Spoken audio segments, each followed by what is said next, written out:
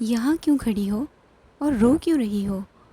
اون اس کے قریب جا کر پوچھنے لگا، جبکہ آرزو اس کے اچانک آنے پر وہ کھلا کر جانے لگی۔ کچھ نہیں، بس جا رہی تھی۔ رکو، تم یہ دوپٹہ ٹھیک سے لو، پیچھے سے گلا بہت کھلا ہے۔ عام سا بندہ ہوں یار، بیوی کی نمائش پسند نہیں ہے۔ اس طرح گھورو مت، دوپٹہ ٹھیک کرو۔ اون خود ہی آگے بڑھ کر اس کا دوپٹہ ٹھیک کرنے لگا۔ اس کا دوپٹہ ٹھیک سے اس کے سر پر سجا کر وہ کافی مطمئن لگ رہا تھا۔ اب ٹھیک ہے، وہ مسکرایا، پھر جھکا اور اس کی پیشانی پر اپنے لب رکھے۔ شادی کے 1 مہینے بعد تمہاری سالگرہ تھی، ہے نا؟ ہوگی نا، ابھی ہونی ہے۔ وہ اس کا ہاتھ تھامے ہوئے پوچھنے لگا، جبکہ وہ اس کی اس پیش قدمی کا مطلب نہیں سمجھ پا رہی تھی۔ اسے تامیہ کی باتیں یاد آنے لگیں۔ اس جواں کو ہے، وہ بہت دھیمی آواز میں بولی۔ اون بے اختیار مسکرایا۔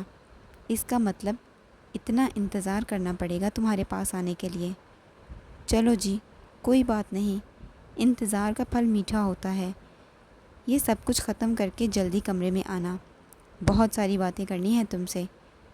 وہ اس کا گال کھینچ کر اپنے کمرے کی طرف جانے لگا، جبکہ تامیہ کی باتیں یاد کرتے آرزو ایک بار پھر سے پھوٹ پھوٹ کر رونے لگی۔ مطلب وہ محبت تامیہ سے کرے گا اور 1 سال تک اسے استعمال کرے گا، اپنی ماں کی بات بھی مان لے گا اور اپنی محبت بھی حاصل کر لے گا۔ بیچ میں پھنسے گا کون؟ صرف آرزو۔ تنہائی صرف آرزو کے حصے میں آئے گی۔ کیا تم میرے کمرے میں سو گئی؟ یہ تو بہت اچھی بات ہے۔ چلو اندر آ جاؤ، ویسے بھی اون بھائی تو اتنا غصہ کرتے رہتے ہیں۔ میں تو چاہتی ہوں جب تک میری شادی ہوتی ہے تم ہمارے ساتھ ہی رہو۔ زرش نے کمرے کا دروازہ کھولتے ہوئے اسے اندر بلایا۔ اون نے اسے کمرے میں بلایا تھا، جہاں اپنے آپ کو تیار کرنے کے بعد بھی وہ نہیں جا پائی۔ وہ کیسے ایک مرد کی صرف ضرورت بن سکتی تھی، جبکہ شادی کی پہلی رات ہی وہ اس پر یہ راز کھول چکا ہے کہ وہ کسی اور سے محبت کرتا ہے اور اس کا کبھی نہیں ہو سکتا۔ آدھی آدھی رات اٹھ کر اپنی محبوبہ سے باتیں کرتا ہے، وہ کیسے اس کے قریب جا سکتی تھی، جبکہ نہ تو وہ اسے پیار کرتا تھا اور نہ ہی اس کے ساتھ رہنا چاہتا تھا۔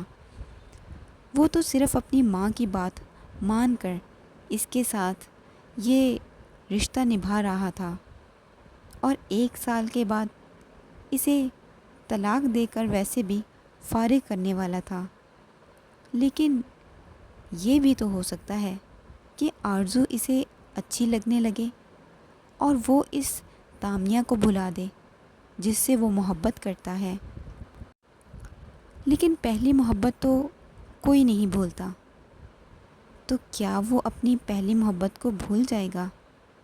نہیں، اپنی پہلی محبت کو کوئی نہیں بھول سکتا، اور اون اپنی پہلی محبت کو کبھی نہیں بھولے گا۔ آرزو کبھی اس کی پہلی چاہت نہیں بن سکتی۔ وہ اپنے آپ سے لڑتی زرش کے کمرے میں ہی آ کر سو گئی۔ اون ساری رات ایک پل نہ سویا۔ وہ ہر 2-3 منٹ کے بعد دروازے کی طرف دیکھتا، نہ جانے وہ ابھی تک کیوں نہیں آئی تھی۔ کتنا بے چین تھا وہ، اسے یہ بتانے کے لیے کہ جس لڑکی کا بے چینی سے وہ انتظار کر رہا تھا وہی لڑکی اس کی بیوی ہے۔ اس نے اس رات یہ سوچ کر اس کے سامنے تامیہ سے بات کی تھی کہ وہ اس سے کوئی امید نہیں رکھے گی، لیکن اب وہ پچھتا رہا تھا۔ نہ جانے وہ کیا سوچتی ہوگی اس کے بارے میں، کہ وہ کس غلط فہمی کا شکار ہو کہ تامیہ سے بات کر رہا تھا۔ پر جو بھی تھا، اس کی خواہش، اس کی آرزو، اس کی اپنی بیوی تھی، جس کے لیے وہ بہت خوش تھا۔ وہ ساری رات اس کا انتظار کرتا رہا لیکن وہ نہیں آئی۔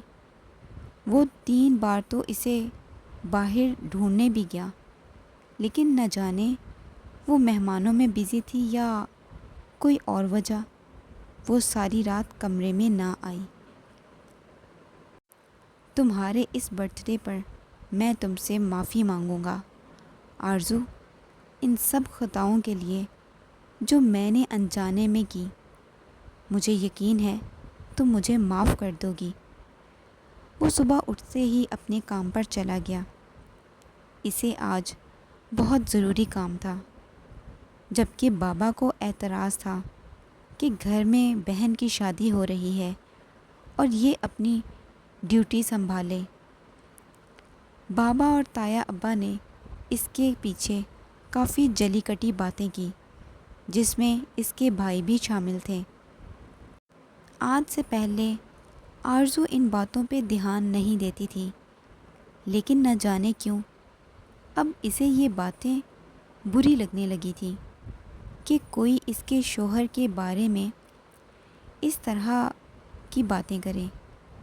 لیکن وہ جانتی تھی اس کا شوہر کام ہی ایسا کرتا ہے، گھر میں شادی ہے اور وہ نہ جانے کہاں چلا گیا ہے۔ کیا بول رہا ہے تو؟ یہ کیسے ممکن ہے؟ یہ تو معجزہ ہو گیا۔ عمر خوشی سے ناچنے لگا۔ اور نہیں تو کیا، یہی تو میں بتا رہا ہوں کہ میری زندگی میں معجزہ ہو گیا ہے۔ میں نے کبھی سوچا بھی نہیں تھا کہ جس لڑکی کو میں چاہوں گا وہ اتنی آسانی سے میری ہو جائے گی۔ لیکن تجھے پتہ ہے عمر، میں نے اس کے ساتھ بہت برا سلوک کیا، لیکن 2 دن بعد اس کی برتھ ڈے ہے اور اس برتھ ڈے پر میں اس سے معافی مانگوں گا اپنے ہر برے رویے کی جس کی وجہ سے وہ ہرٹ ہوئی ہے۔ میں نے اس کے چھوٹے سے دل کو کتنی بری طرح سے کچلا، لیکن میں اس سے اپنے ایک ایک لفظ کی معافی مانگوں گا۔ مجھے یقین ہے کہ وہ مجھے معاف کر دے گی۔ رات تو وہ مصروف رہی، وہ کمرے میں آئی ہی نہیں، ورنہ میں رات کو ہی اس سے معافی مانگ لیتا۔ لیکن اب میں نے سوچا ہے کہ میں اس کے برتھ ڈے پر اس سے معافی مانگوں گا اور اسے یقین دلاؤں گا کہ اس کی آنے والی زندگی بہت خوبصورت ہوگی۔ لیکن یار، میری جان کا عذاب بن گئی ہے یہ لڑکی۔ اس نے اپنا فون اٹھایا جہاں پہ تامیہ کی کال آ رہی تھی۔ نہ جانے یہ چڑیل کون ہے جو میرے گلے پڑ گئی ہے، اور اب مجھے سمجھ نہیں آ رہا کہ میں اسے کیا جواب دوں۔ یہ سب کچھ تیری وجہ سے ہوا ہے۔ اگر تجھے جلدی نہ ہوتی نا تامیہ سے میری بات کروانے کی تو سب کچھ ٹھیک رہتا۔ اس نے سارا الزام عمر کے سر پر پھینکا۔ ہاں تو بھائی، مجھے تھوڑی پتہ تھا کہ تیری ہونے والی وہی لڑکی نکلے گی۔ خیر تو فکر مت کر، اسے جواب دینے کی ضرورت نہیں ہے۔ اس نے تجھے نہیں دیکھا اور تو نے اسے نہیں دیکھا، بات ختم۔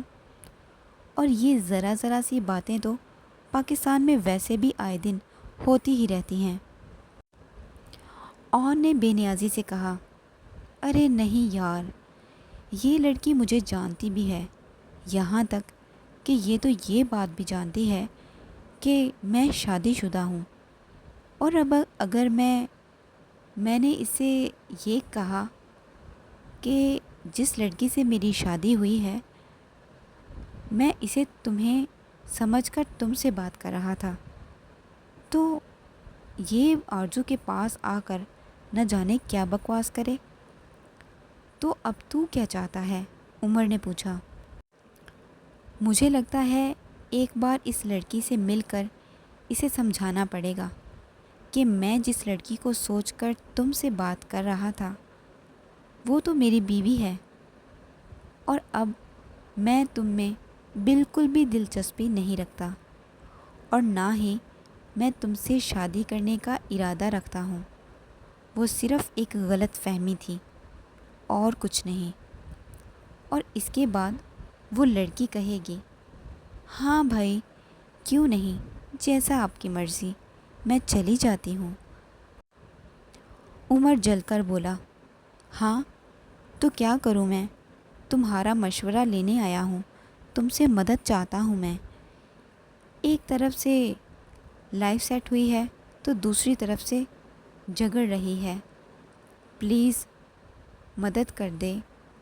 اون بے بسی سے اس کے سامنے ہاتھ جوڑے بولا، اچھا میری جان، تو فکر مت کر، اس مسئلے کا کوئی حل نکالتا ہوں، لیکن پہلے تو مجھے بھابھی سے ملوائے گا۔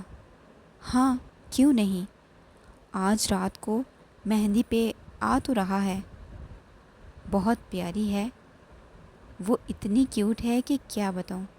اون ایک بار پھر سے اس کے چہرے میں کھونے لگا تو عمر بے ساختہ مسکرایا۔ اون ابھی ابھی گھر واپس آیا تھا، گھر مہمانوں سے بھرا ہوا تھا۔ اس نے ایک نظر پورے گھر کی طرف دیکھا، لیکن آرزو اسے کہیں بھی نظر نہ آئی۔ ایک بار دل چاہا کہ سامنے سے آتی مہرش سے پوچھ ہی لے، لیکن اس سے وہ کبھی زیادہ بات نہیں کرتا تھا۔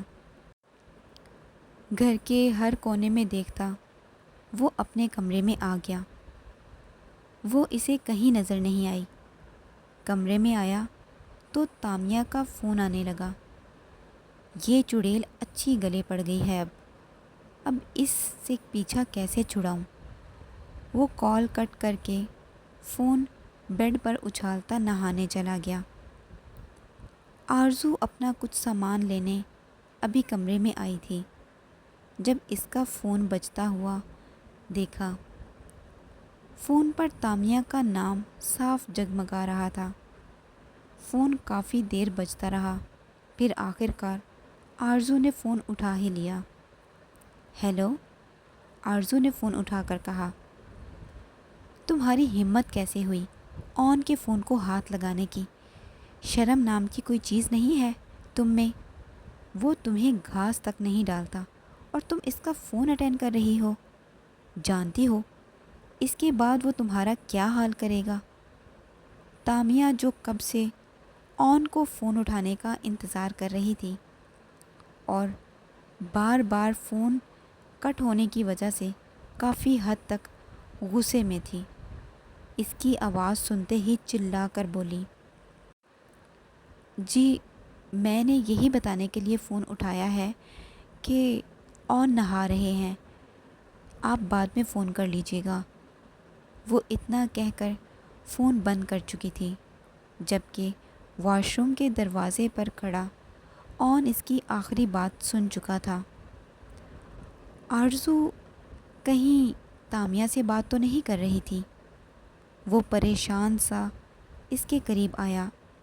جب آرزو نے فون اس کی طرف بڑھایا، آپ کی گرل فرینڈ کا فون تھا، آپ سے بات کرنا چاہتی ہیں، بات کر لیجیے گا۔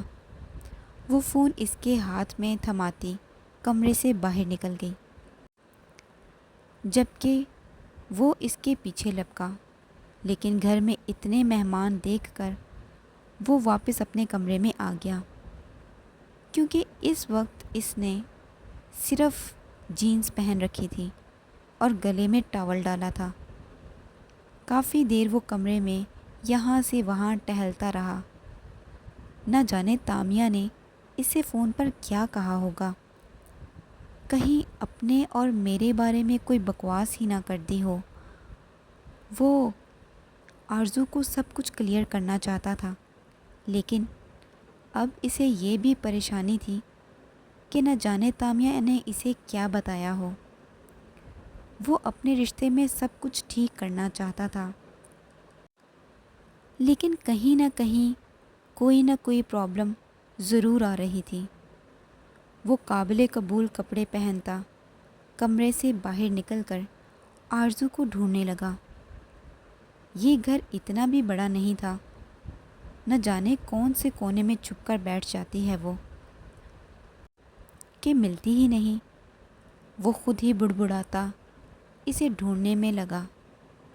سنیں تائی امی، آپ نے آرزو کو کہیں دیکھا؟ اس نے سامنے سے آتی تائی امی سے پوچھا، جو اس کے اس سوال پر حیران و پریشان نظروں سے اسے دیکھ رہی تھی۔ لگتا ہے پھر سے آرزو کی شامت آ گئی۔ وہ اسے بتانے ہی والی تھی کہ وہ کچن میں ہے، لیکن پھر سوچا یہ نہ ہو کہ اون غصے میں ہو اور بیچاری کو ڈانٹ دے۔ بیٹا، شادی والا گھر ہے، نہ جانے کہاں ہوگی، یہی کہیں ہوگی، کوئی کام تھا تو مجھے بتا دو، میں کر دیتی ہوں۔ وہ آرزو کی جان بچانے کے لیے بولی۔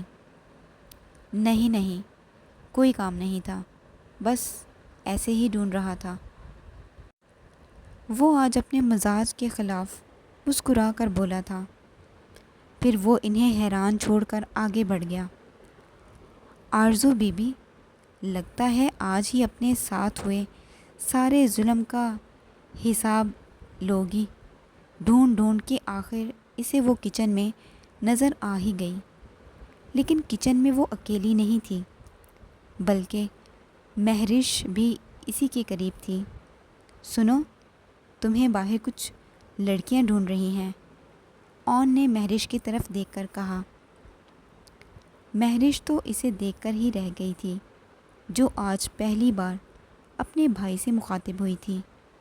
جی بھائی، میری سہیلیاں آ گئی ہوں گی، میں باہر جا رہی ہوں، تم سب کے لیے چائے بنا کر باہر ہی لے آنا۔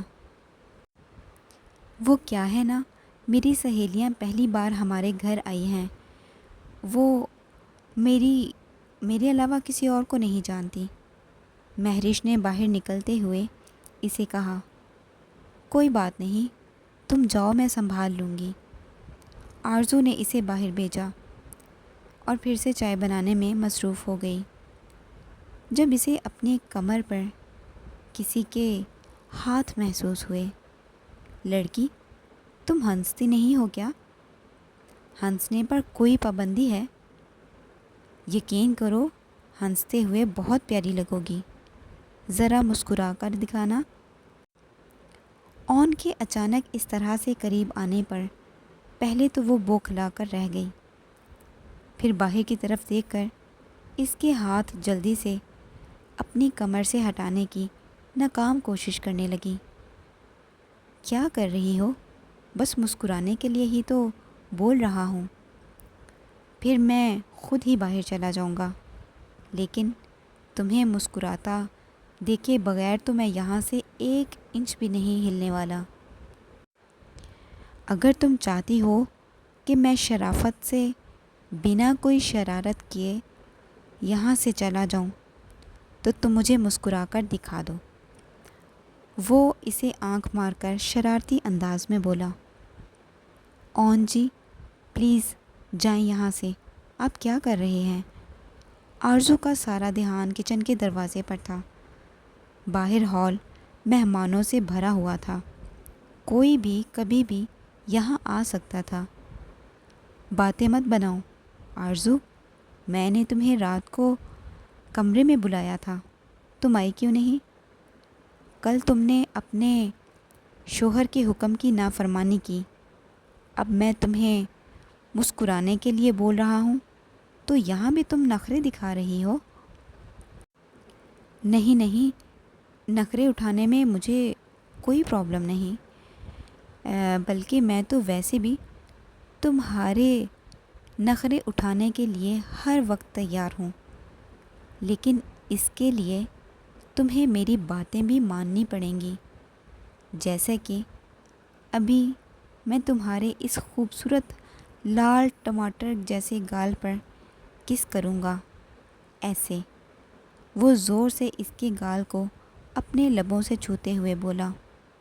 اور تم آگے سے کچھ نہیں بولو گی، اور مسکراتے ہوئے بولا، جبکہ آرزو کا دل زور زور سے دھڑکنے لگا تھا، جبکہ وہ اس سے کچھ نہیں کہہ پائی تھی۔ اس کی نظریں سامنے چائے پر جم چکی تھیں۔ گڈ گرل، ایسے ہی میری ساری باتیں ماننا۔ یہ چھوٹی سی سزا رات کو کمرے میں نہ آنے کی۔ جانتا ہوں یار، تم بہت بیزی تھی، رات کو اتنا کام جو کرنا پڑتا ہے، لیکن یہ سارے کام کرنے کے لیے گھر میں اور بھی تو لوگ موجود ہیں۔ تم فی الحال اپنے شوہر کی خدمت کرو، جو تم سے بہت کچھ کہنا چاہتا ہے۔ آرزو، میں اپنے کیے کے لیے بہت شرمندہ ہوں۔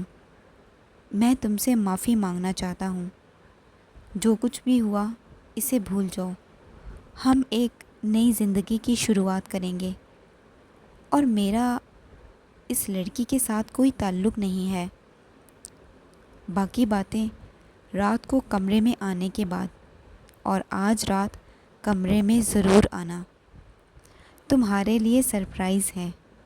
وہ مسکراتا ہوا کمرے سے باہر نکل گیا، جبکہ آرزو کو اس کی ایک ایک بات جھوٹ لگی تھی۔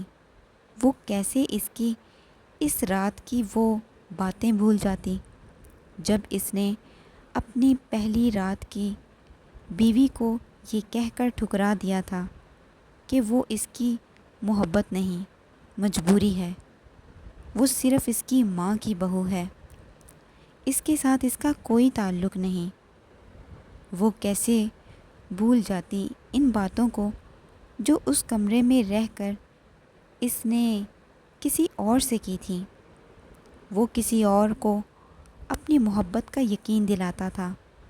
آج وہ کہتا ہے کہ تامیہ سے اس کا کوئی تعلق نہیں، جبکہ تامیہ اس کی اور اپنے رشتے کی گہرائی تک اس پر ظاہر کر چکی تھی۔ وہ صرف اپنی ماں کی ممتا کی قیمت چکانے کے لیے اس کے قریب آ رہا تھا۔ آرزو کا دل چاہا کہ وہ پھوٹ پھوٹ کر رو دے۔ آخر کیوں وہ ہر انسان کے نفرت کی حصے دار بنتی ہے؟ کیوں اسے کسی کی سچی محبت نہیں ملتی؟